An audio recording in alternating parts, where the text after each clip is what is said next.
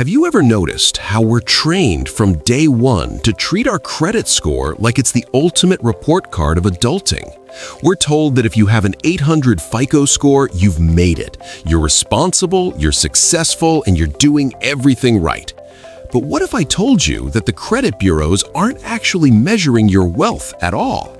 They aren't looking at your financial stability. They are strictly measuring one thing: your lifetime profitability to the banking system. Your FICO score isn't a grade, it's an invisible leash carefully designed to measure exactly how well you play the game of perpetual borrowing. Welcome back to the channel. Today, we are talking about a concept inspired by the brilliant Naval Ravikant, and we're going to completely flip how you look at the American credit system. Let's be real for a second. It is completely understandable why you monitor that three-digit number with so much anxiety. In today's economy, that score has been weaponized against you.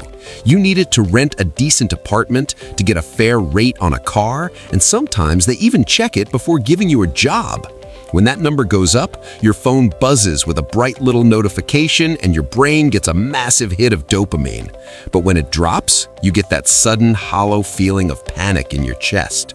Listen, you are not foolish for caring about it. You have been conditioned by a multi-billion-dollar industry to tie your personal self-worth to a corporate metric.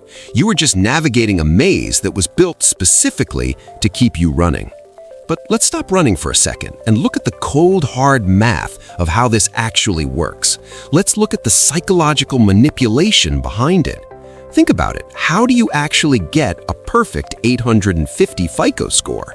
You don't get it by having $1 million sitting in cash. You don't get it by owning your home outright with no mortgage. In fact, if you pay off all your debt and never borrow again, your score will eventually just disappear. You get a perfect score by taking on debt, keeping revolving credit lines open, and feeding the system a steady diet of interest payments for decades. This is what I call the borrower's trap.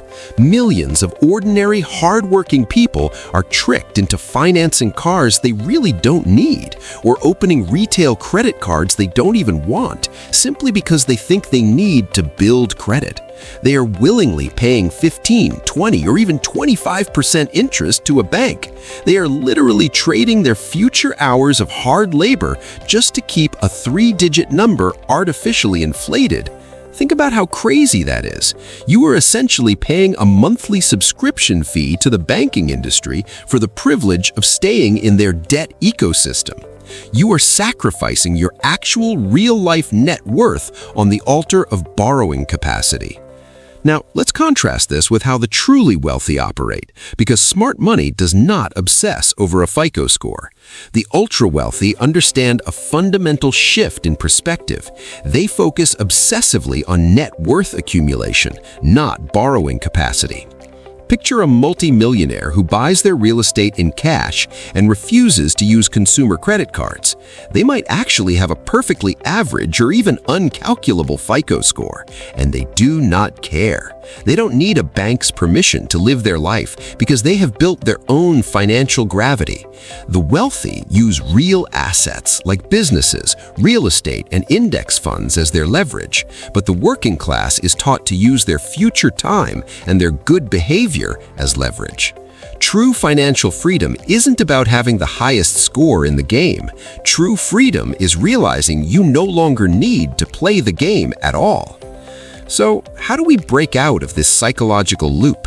How do we detach our lives from the credit bureaus? It comes down to a few core shifts in how you operate. First, you have to adopt a zero-interest mandate. Never, under any circumstances, pay a single cent of interest just for the sake of building credit. If you like using a credit card for the convenience or the fraud protection, that's fine, but treat it exactly like a debit card. If the cash isn't already sitting quietly in your checking account, you don't swipe the card, period.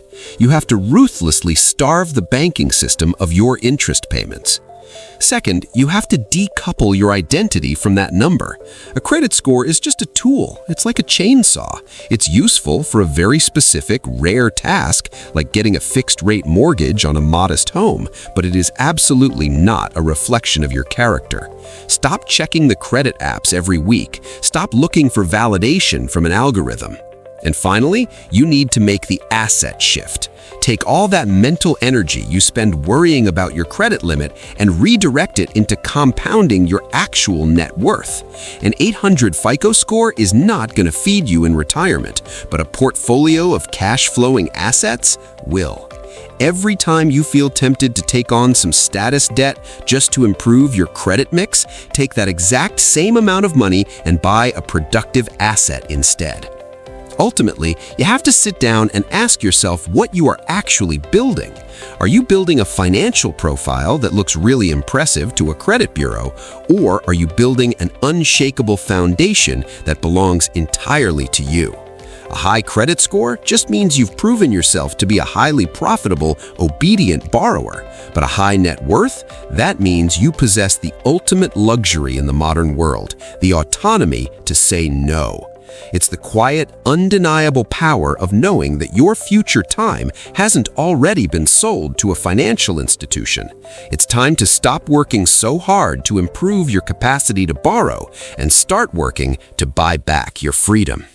If this perspective shifted the way you look at your money today, hit that like button so this message can reach more people who need to hear it. And make sure you subscribe to the channel because we're going to keep exposing these financial traps and building real wealth together.